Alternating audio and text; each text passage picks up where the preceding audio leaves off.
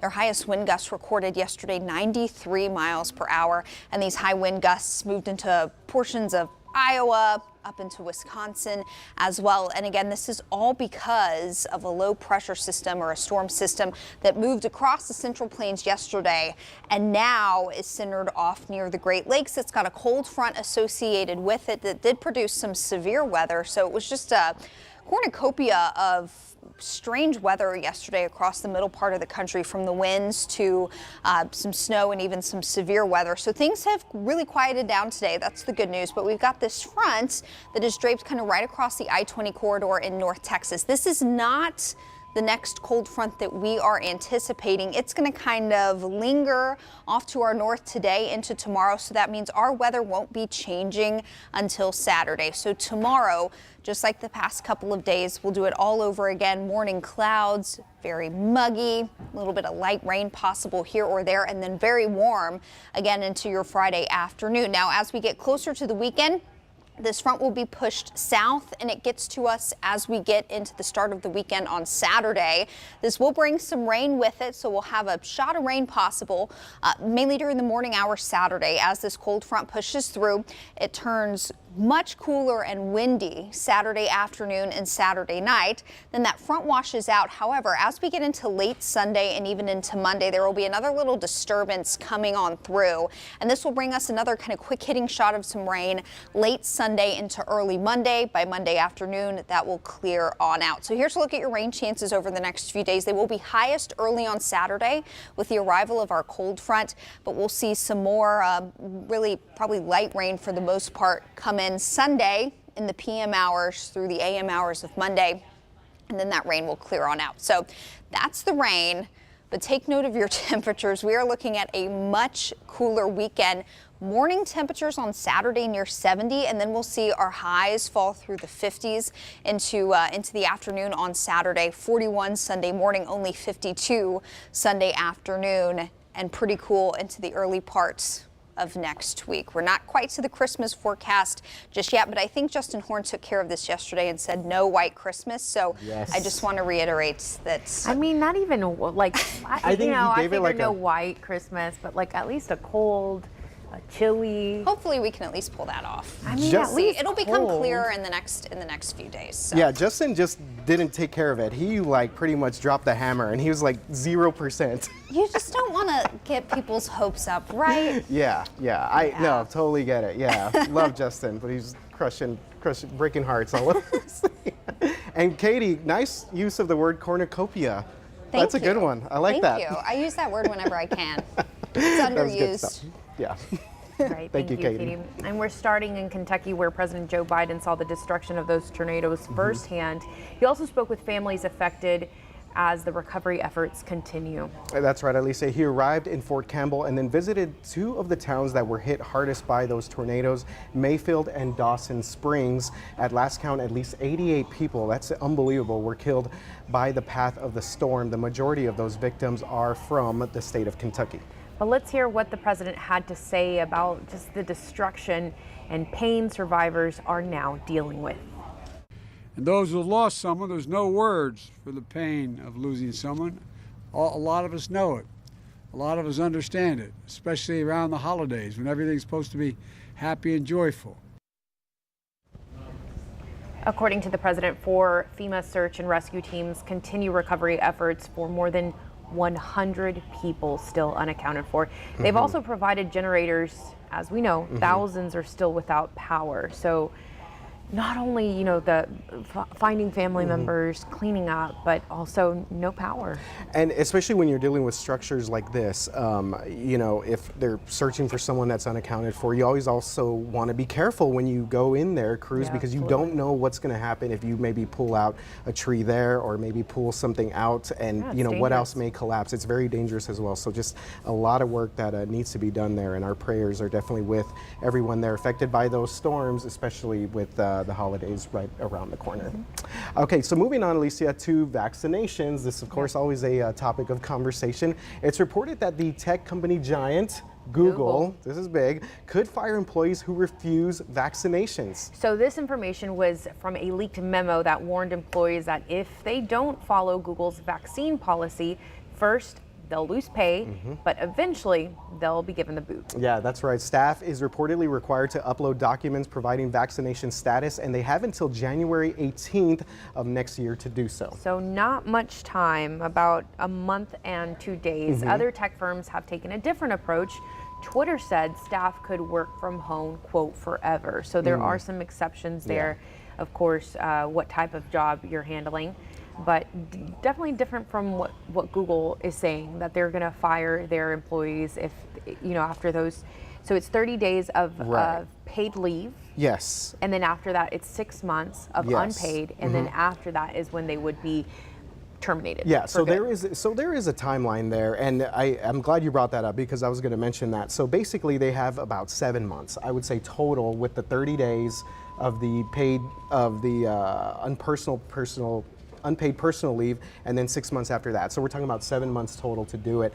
I mean, at that point, if you haven't done it, I mean, I don't know if you are. Maybe just for the benefits. I mean, there's different reasons. So, and this headline here, basically, from one of these tech websites, was basically no jab, no job. So that's basically kind of what it boils down to there. So again, that was from a leaked memo. Yes. Still waiting for that official. That's a good point too. That came out December 3rd, so they've known about this. And now it's now it's being out in the public a little bit more. Yeah, so, because they've been aware of the deadlines. Yeah, definitely. So companies obviously making their rules here.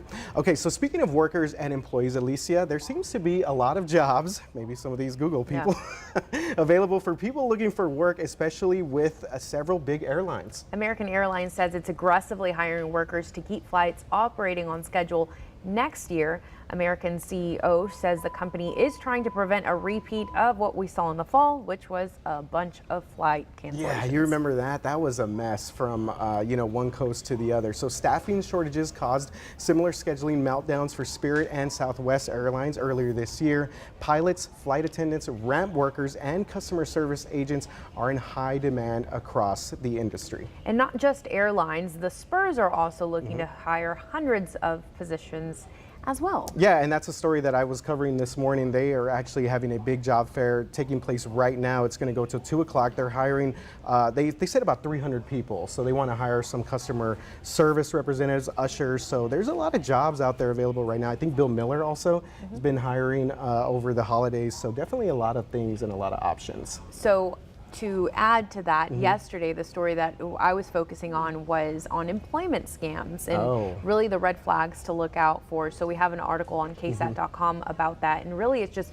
vetting that job that you are applying for. So make sure it has a job requisition number, so an ID number on the listing. Even if you're looking on these vetted websites.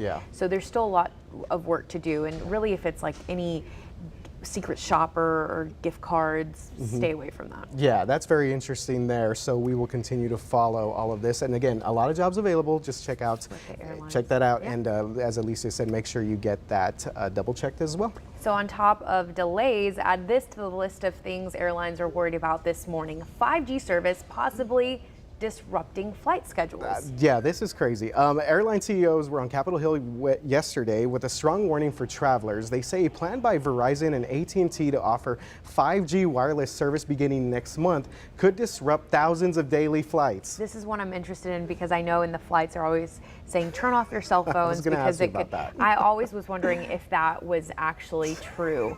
So to get around the program, these execs say more flights will have to be diverted to other airports, which of course this is going to cost passenger money, and that's more than $1 billion in annual delays. Yeah, that's what they're saying. So the wireless industry is just basically accusing the airlines of scare tactics, saying that 5G is already operating in dozens of other countries without issues. So I'm glad you brought up the whole thing about when they tell you to turn off all your devices.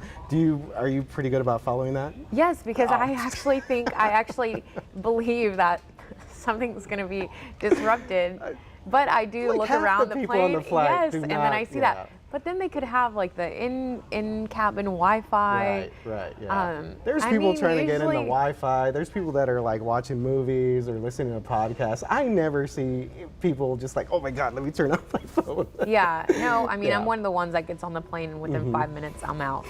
It is nap Well, time then that for me. helps too. Yeah. Yeah, that's a good deal also.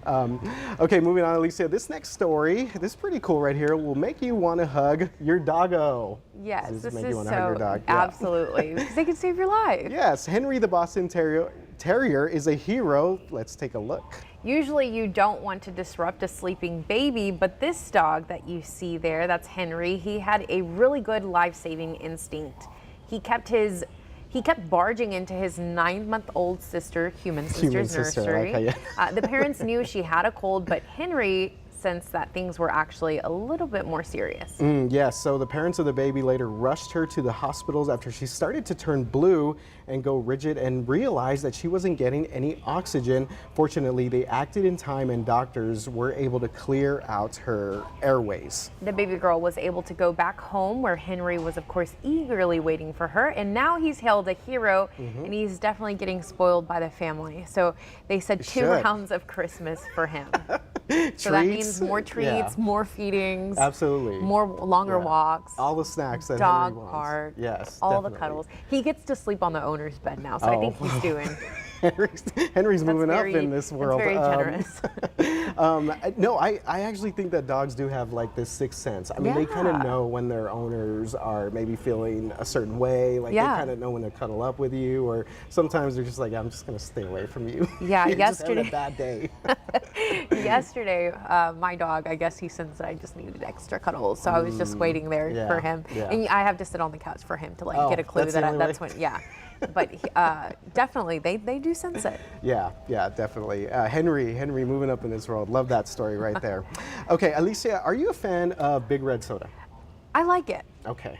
It's just not like it's something that you sort of need for like meals and stuff like that. No. Usually it's water, but when I'm feeling courageous, then a Dr. Pepper is usually what I need. Okay, you know? there we go. Yeah. But a Big Red, I remember being little and loving Big Red. Yeah, so I didn't grow up with Big Red. In El Paso, we never drank that. It's a San Antonio thing. There you go. Yeah, South Texas thing. So that actually moves us to what this brewery is doing here, selling a craft beer now called Rojo at HEB. Yeah, Isla Street Brewing posted on Instagram that they teamed up with HEB to sell Rojo beer. Rojo means red. Yes. And they're selling it at several HEBs in our area. So if you're interested in that, run to your local HEB. Yeah, so the Peña family and their brothers actually said in a message on Instagram, for those of you who know how we started and what it took to get to this point, we hope you understand how amazing this is to us and know how hard we'll be working over the next few weeks to share this with everyone as we roll out this, obviously, Rojo beer in a bunch of new markets. You see it right there, right next to the barbacoa. Yeah, I was gonna say, so look at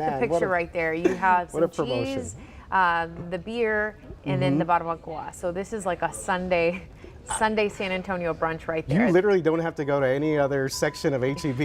You got your San Antonio brunch in one spot. They also said, be patient as they try and keep up with the demand. So already they know that people are willing to try this out. We were just talking to Ursula about this, and she said that her husband would totally she said she loved it. Yeah, that he loved it. So this was pretty cool. They posted on Instagram how to properly enjoy Rojo beer, and this is actually a pretty neat little graphic that they put together. It said, Step 1. Go to your friendly local store, okay, pop it in the cooler, best enjoyed cold. They even give you degrees there. And then this is the part that was really kind of got me. It says, a vibe check. Hey Siri, play Intocable. Stop, she's gonna start. Siri's always listening. Oh, that's right. Yeah, I shouldn't have said that. So yeah, but I just love that. They're just like, you know what, play some Intocable as you're drinking Rojo beer. That's, one of my favorite bands. This is actually a really good brunch option. It is, yeah. I wonder Barbacoa, if they any have like the local barbacoa restaurants would start featuring Rojo and barbacoa? Barbacoa, Yeah, it makes sense. So, so that is now available at several HEBs there. And just a little bit of background. So, they initially rolled this out in June of 2020, but they were calling it Big Rojo. And Big Red, not too happy about that. So they took some legal action against them. So they have switched the can design, and now it's just called Rojo by itself. So I think they got it all cleared with Big Red. So I think we're good. Very cool. And then again, that Instagram post showed where they're located, which HEBs, but you can also go to KSAT.com. We make it really easy for you. There's an article there. But speaking about food. Yes. So yesterday we announced the top 6 on the Tamal Challenge. Yes. The final 3 will be announced December 20th. So I believe that is Monday. That is Monday, yeah. So we're down to 6, and you know, yesterday you kind of were telling me that it was weird to me to think that it's surprising how many people have voted in this. There's been a lot more votes in this round now. I know Tamale Boy is sharing this out on Facebook. I know he's rounding up his troops here. So good on Tamale Boy here to get his supporters there behind him. But yeah, we've already hit like 500 votes, 600 votes just for round 2. For round 1, we had about 700. Okay. So this is already, picking up steam. I'm looking at. So No the pun final intended. 6, Adelita's Tamal and Tortilla Factory, Del Rio Tortilla Factory, Delicious Tamales, Ruben's Homemade Tamales, Tamale Boy, Boy Tacos and Tamales, and then Telles Tamales and Barbacoa. Yeah, and I actually had So those are the someone, top 6. someone emailed me this morning and also kind of mentioned what was one of their favorites. So we know people are watching, we know people are definitely paying attention. They were like, yeah, next year you got to add this other place. And if I had my email up, I would show you. But thank you very much to that viewer. And remember, who emailed I'm us still in. wondering who has solid rajas, tamales de rajas, yeah. right? Yeah, someone's going to have to answer that that question for you. Get at us. You can find us on social media and email us as well. All right, so this wraps up today's edition of KSAT News Now. We'll see you here at 11 a.m. tomorrow.